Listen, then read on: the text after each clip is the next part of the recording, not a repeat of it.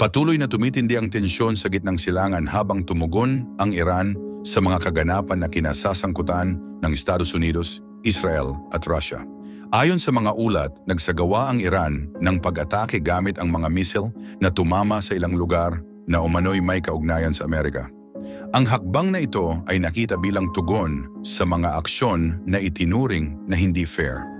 Ilang ballistic missile ang pinakawalan patungo sa mga military at sa strategic na lokasyon bilang pagpapakita na handa ang Iran na ipagtanggol ang sarili. Kinumpirma ng mga otoridad sa mga apektadong lugar na nagkaroon ng pinsala sa mga gusali at sasakyan, ngunit hindi nagbigay ng detalyado tungkol sa lawak ng pinsala. Ayon sa mga opisyal, inaprubahan ng pamunuan ng Iran ang nasabing operasyon bilang tugon sa mga banta mula sa labas ng bansa.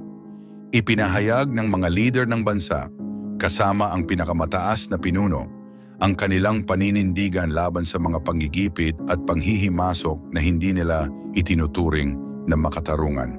Ang mga pangyayaring ito ay naganap kasunod ng ilang linggo ng lumalalang tensyon matapos ang mga pahayag at hakbang ni Donald Trump, pati na rin ang mga operasyong militar ng Israel. Ayon sa mga reports, bahagi ito ng mas malawak na palitan na nagpapalapit sa rehiyon sa isang mas malawak na sigalot. Sa isang pahayag sa pambansang telebisyon, sinabi ng mga opisyal ng depensa ng Iran na ang mga pag-atake gamit ang missile ay layuning ipakita ang lakas at kahandaan ng kanilang puwersang militar. Binigyang diin nila na anumang karagdagang agresyon ay tatapatan ng mas matinding tugon. Samantala, nanawagan ng ilang bansa na kumalma muna at hinikayat ng mga opisyal ng Russia ang pagpigil at pag-uusap.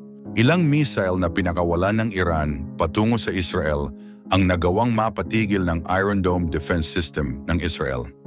Ayon sa mga ulat, matagumpay na na-intercept at nawasak ng sistema ang ilan sa mga missile bago pa ito makapinsala sa mga target na lugar. Ipinakita ito ng lokal na media sa mga larawang nagpapakita ng liwanag sa kalangitan habang gumagana ang depensa ng Israel. Sa kabila nito, may ilang missile na tumama at nagdulot ng pinsala sa ilang gusali at sasakyan at nagdulot ng pinsala sa ilang individual na agad namang dinala sa mga ospital. Binanggit din sa mga ulat na kabilang sa mga tinarget ng missile ang mga lugar na sinasabing ginagamit ng mga grupo na itinuturing ng Iran na banta sa kanilang seguridad. Gayunpaman, hindi pa kinukumpirma ng mga international observer ang mga detalyeng ito.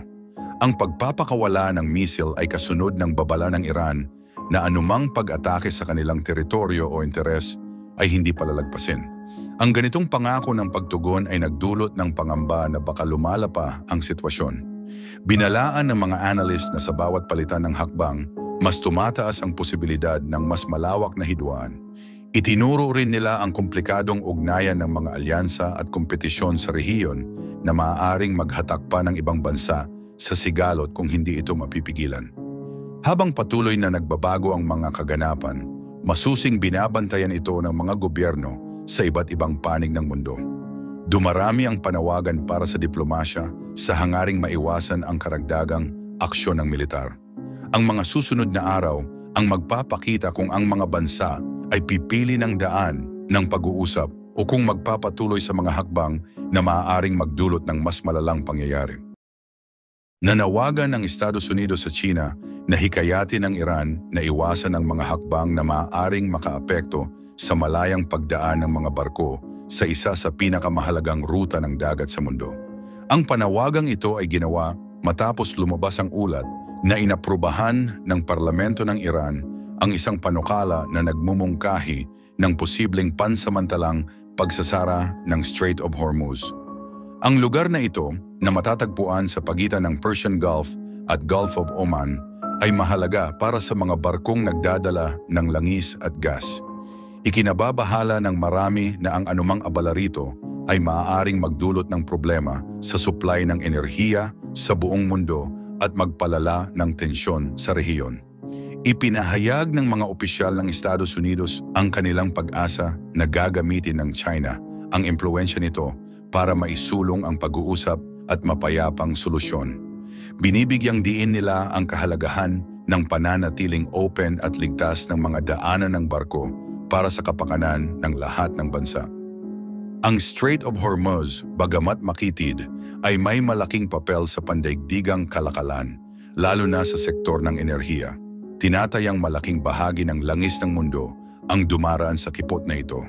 Kaya't mahalaga ang seguridad nito para sa katatagan ng mga merkado ng enerhiya. Ayon sa mga ulat mula sa state media, inaprubahan ng mga mambabatas sa Iran ang isang hakbang na maaring magbigay ng kapangyarihan sa kanilang puwersa na pansamantalang pigilan ang pagdaan ng mga barko bilang tugon sa ilang kilos ng ibang bansa. Bagamat may mga susunod pang hakbang bago ito ganap na maipatupad, nagdulot na ito ng pangamba sa mga bansang umaasa sa malayang pagdaan sa lugar na ito. Ang desisyon ng Iran ay kasabay ng tumataas na tensyon sa pagitan nito at ng Estados Unidos at mga kaalyado kaugnay ng iba't ibang usapin sa rehiyon, kasama na ang seguridad at ekonomiya. Ang strait ay napapagitnaan ng Iran sa hilaga at ng United Arab Emirates at Oman sa timog. Araw-araw itong dinadaanan ng malalaking tanker na nagdadala ng krudo at natural gas. Kahit kaunting banta ng pagkaantala, ay maaaring magdulot ito ng epekto sa presyo ng enerhiya at magbigay takot sa mga nag-aangkat at nag-e-export. Ipinapakita ng mga naunang pangyayari sa lugar na ito kung gaano kasensitibo ang ruta ng barko dahil anumang palatandaan ng di maganda ay mabilis na nakaapekto sa merkado. Tiniyak ng hukbong dagat ng Estados Unidos na madalas sila na magbabantay sa rehiyon para tiyakin ang ligtas na paglalayag ng mga barko na ipagpapatuloy nila ang kanilang pagsisikap na protektahan ang maritime traffic.